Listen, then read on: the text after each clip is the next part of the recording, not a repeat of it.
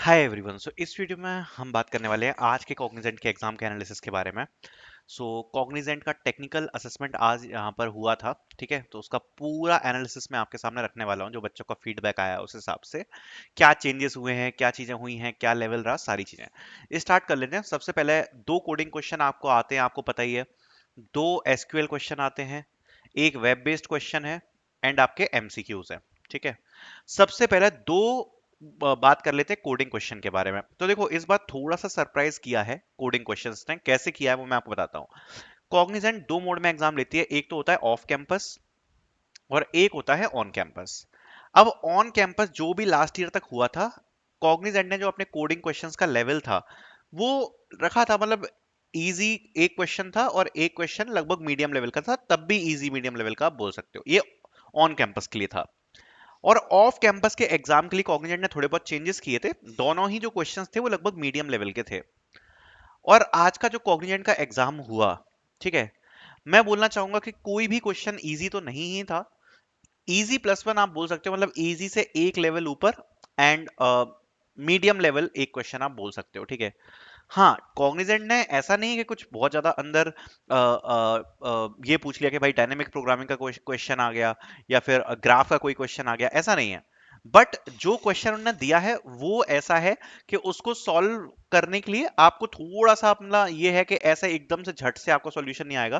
थोड़ा सा आप ब्रेन यूज वगैरह करोगे, और अगर आपकी कोडिंग पे अच्छी प्रैक्टिस है, एटलीस्ट आपने 100-150 क्वेश्चन सॉल्व कर रखे हैं on the topics, common topics like array, strings, recursion, heap, stack queues, ठीक है। तो इन सब पे अगर आपने कर रखे हैं, सो उस लेवल के ही क्वेश्चन आपको देखने को मिलेंगे। तो इसके लिए मैं आपको एक चीज और बता देता हूं, जिन लोगों ने यहाँ पर मॉक टेस्ट परचेज कर रखा था, तो यहाँ पर आपको दिखाता हूं एक बार। तो जिन लोगों ने मॉक टेस्ट वगैरह परचेज कर रखे थे, तो उसको मैं एक बार बता देता हूं। तो उसमें जो हमने प्रीवियस ईयर के क्वेश्चन प्रोवाइड कराए थे ना, जैसे जो फर्स्ट क्वेश्चन प्रोवाइड कराया था वो था कंडीशनल सवेरे, ये प्रीवियस ईयर का क्वेश्चन था। तो ये जो लेवल इसमें प्रोवाइडेड है, इसी लेवल का क्वेश्चन आप बोल सकते हो जो कि आया गया था। इससे इजी नहीं आया है।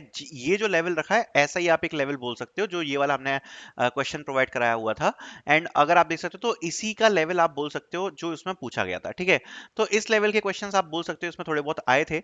एंड जो बाकी के भी क्वेश्चन हैं प्रीवियस ईयर के, उनमें से कुछ क्वेश्चंस इजी लेवल के हैं जो कि लास्ट ईयर्स में आते रहे हैं, उनसे लिटिल बिट डिफिकल्ट। बट कुछ क्वेश्चन जो मीडियम लेवल के हैं, जैसे ये सेकंड क्वेश्चन भी मीडियम लेवल का ही डाला था, इस लेवल के ही क्वेश्चंस यहाँ पर देखने को मिले हैं। जैसे पैलिंड्रोमिक स्ट्रिंग काउंट ही वाला हमने जो क्वेश्चन डाला हुआ है, इस लेवल के ही क्वेश्चन देखने को मिले हैं। अगर आप ये सोच रहे हो कि कुछ बहुत ही ज्यादा इजी क्वेश्चन देखने को मिल गए हैं, तो ऐसा नहीं है। जो प्रीवियस ईयर के क्वेश्चन हमने डाले हुए हैं, लगभग उसी लेवल के क्वेश्चन देखने को मिले हैं। बिल्कुल इजी क्वेश्चन तो नहीं देखने को मिले हैं, मीडियम डिफिकल्टी ही आप बोलोगे, ठीक है। तो ये तो रहा दो कोडिंग क्वेश्चन का। अब दूसरी बात, अगर आपने असेसमेंट दे दिया है, तो अगर आपका स्कोर 1+ है, 1+ मतलब एक से ज्यादा कोडिंग क्वेश्चन अगर आपने सॉल्व किया हुआ है, तो ये आपके लिए सही रहेगा, मतलब अच्छा स्कोर रहेगा आई वुड से, अगर आपने एक से ज्यादा कोडिंग क्वेश्चन सॉल्व किया है। और असेसमेंट से पहले मैंने 1000 बार सेम चीज रिपीट करी थी कि किसी भी चीटिंग या किसी चीज के भरोसे मत रहना। बिकॉज जब आज बच्चों ने असेसमेंट दिया तो यही बोल रहे हैं कि 1% कुछ नहीं हो पाया, सारा जो भी है वो पूरा टैलेंट से ही था। और यही सेम चीज बोलूंगा मैं आपके इंटरव्यूज के लिए। तो जब आपके अभी फ्यूचर में इंटरव्यूज आएंगे ना, तो कॉग्निजेंट के जो इंटरव्यूज है उनका भी लेवल जो है वो हाई है, ठीक है। जैसे जो अगर आप जेंसी रोल के इंटरव्यूज देखोगे, उसका पे पैकेज कम है, बट उस हिसाब से जो इसका इंटरव्यू लेवल है वो हाई है, ठीक है।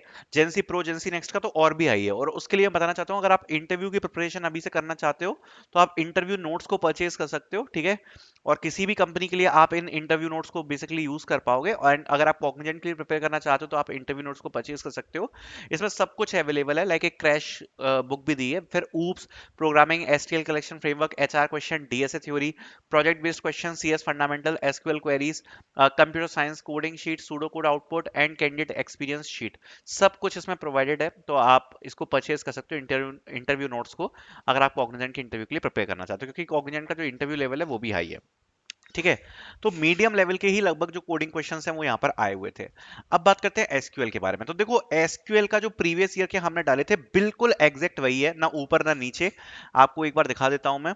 तो अगर आपने आज का एग्जाम दिया तो आपने एग्जाम्स देखे होंगे, और ये जो हमने इसमें डाले हुए थे क्वेश्चंस प्रीवियस ईयर में, जैसा आप देख सकते हो, जैसे ये क्वेश्चन डाला था, तो सेम बिल्कुल इसी तरीके का क्वेश्चन आया था, जिसमें बिल्कुल इसी प्रकार से टेबल्स बनी थी और इसी प्रकार से सारी चीजें थी। ऐसा ही देखा होगा जिन बच्चों ने आज एग्जाम दिया है, आपने देखा होगा बिल्कुल ऐसा ही स्कीम आपको देखने को मिला होगा, और बिल्कुल इसी प्रकार के आपको क्वेश्चंस देखने को मिलेंगे जो प्रीवियस में डाले हुए थे।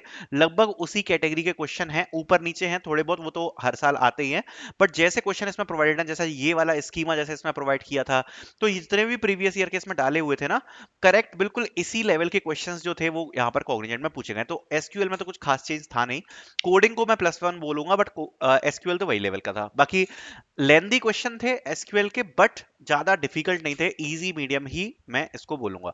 बाकी हाँ, एसक्यूएल में आपका स्कोर मैटर करता है।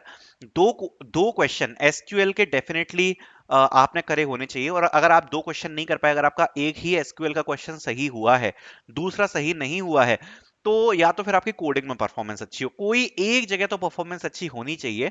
या तो कोडिंग में आपने 2 बाय 2 क्वेश्चन कर दिए तो चलो अच्छी बात है, और आपने एसक्यूएल में एक क्वेश्चन कर दिया चलेगा।